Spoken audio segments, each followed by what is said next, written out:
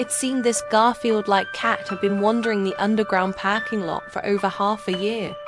Despite his rough circumstances, he had a gentle temperament. Whenever he saw people, he would approach them eagerly, rubbing his head against their legs as if asking for love, comfort, and a place to belong. Honestly, a cat like him had no street survival skills. Every day he survived only by relying on kind-hearted strangers who offered him scraps of food and water. That's how he got by, day after day. Unfortunately, not everyone appreciated his presence. Many car owners were unhappy about a stray cat roaming around, and some even wanted to chase it away. After receiving a request for help, we decided to rescue him. When we found him, the poor little guy was dirty and disheveled. No one had cared for him in a long time. Despite that, the rescue went surprisingly smoothly. He didn't resist at all, and even purred as we gently picked him up. From first glance, it was clear he was suffering from ear mites and a skin condition. We took him straight to the vet. His fur was standing up like the spikes of a little hedgehog, and he seemed uncomfortable, uncooperative, and distressed. But once we offered him a warm bowl of good food, his demeanor changed. He visibly relaxed and his eyes softened. The vet estimated he was about 5 years old, a young male cat that hadn't been neutered. His coat was matted all over, and it was clear he needed a full body shave. We ran a series of blood and biochemical tests. The results showed slightly elevated inflammation levels, but thankfully no major issues. Still, after such a long time living on the streets, his overall health wasn't great. He needed treatment for his ears and skin, a medicated bath, and a full shave. Surprisingly, he remained calm during the grooming process. He even seemed to enjoy it at times. But his tangled fur was so thick and matted that we broke 3 clippers trying to shave it all off. Finally, after a long and careful session, we managed to shave him clean. That's when we made a heartbreaking discovery. He had no claws. When we gently examined his paws, we saw only exposed flesh where his claws should have been. It was likely that someone had deliberately removed them. But why would anyone do something so cruel? After his bath and grooming, he looked like a brand new cat, excited, bright-eyed, and suddenly very handsome.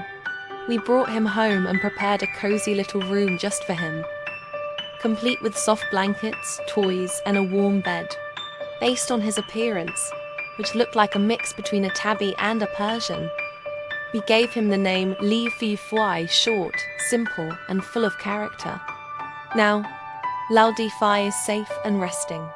Once he's fully recovered, we'll do our best to find him a loving forever home where he can live the rest of his life in comfort and joy. But if we can't find the right family, we've already made up our minds we'll care for him ourselves for the rest of his days, because no animal deserves to suffer. And Lao Di Fi, after everything he's been through, finally deserves peace. Looking down from above, I thought the cat lying downstairs in the apartment complex was dead. He sat completely still in the middle of the road, unmoving despite cars passing nearby. He didn't even have the strength to lift his head. When I finally saw his face up close, I was shocked that it was so thin you could feel the bones beneath his skin. Honestly, it was the most pitiful cat I had ever seen. Panicked, I quickly found a styrofoam box and rushed to take him to the hospital. But the box had no lid, and he managed to jump out. So, I ended up carrying him gently in my arms the entire way. As I walked, I gave him a name, Pingan, which means peace. At the hospital, the doctor suspected he had been abandoned. The cost of treatment would be high, but I knew I had to try. After basic testing, he was diagnosed with a lung infection, a serious illness.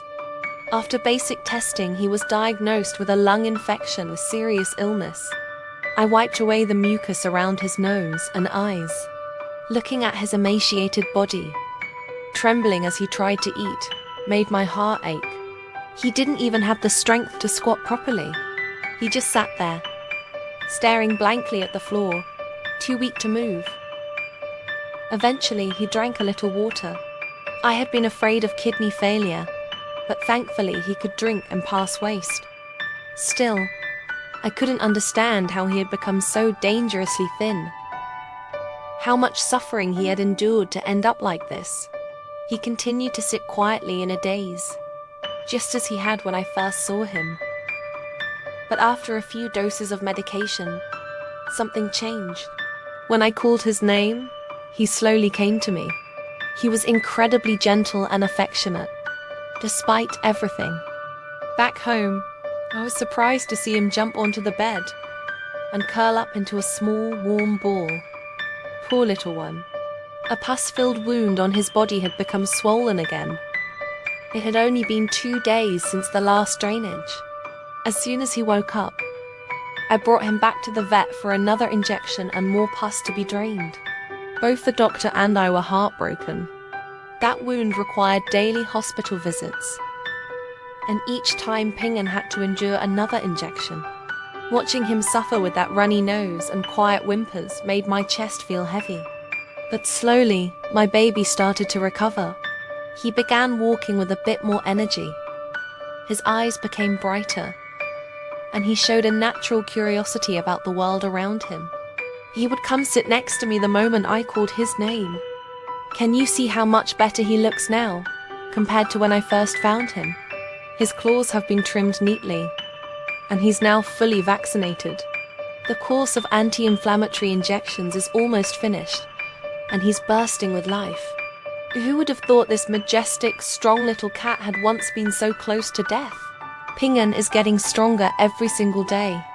In a dusty, forgotten corner of a rundown alleyway, I came across a scene that broke my heart in an instant. There, lying motionless on a piece of torn cardboard, was a mother cat. Her fur was matted with dirt, her eyes dull and empty, as if the light inside her had quietly faded away. Around her, 4 tiny kittens huddled close, too young to understand the cruel hand life had dealt them. They mewed softly, blindly nuzzling against her body in search of warmth, unaware that their mother was teetering on the edge between life and death. I reached out with trembling hands and gently touched her side. There was no immediate response. For a terrifying moment, I thought she was already gone. But then, just barely, I felt a faint rise and fall beneath my fingers' shallow breaths, each one weaker than the last. Her body was limp, but somehow she had stayed anchored in place by something stronger than pain, the need to protect her children. Without hesitation, I ran to get help. We carefully placed the little family into a styrofoam box lined with an old towel. The kittens barely stirred, but one of them let out a high-pitched cry, as if sensing something had changed. At the veterinary hospital, the staff immediately sprang into action. The vet examined the mother cat with a concerned expression. She was severely dehydrated and malnourished, her body nearly shut down. They administered fluids and medicine, and gently encouraged her to sip water. Hours passed in silence. We watched, hoping. Then, just as dusk settled outside the clinic windows, the mother stirred. It was the smallest movement. Her ear twitched, her paw shifted, but it was enough to bring tears to our eyes. Despite being on the brink of collapse, she did not pull away from her kittens.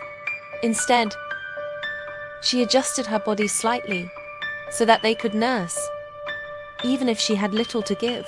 Her milk was weak, but her will was strong. It was in that quiet moment that I witnessed something profound.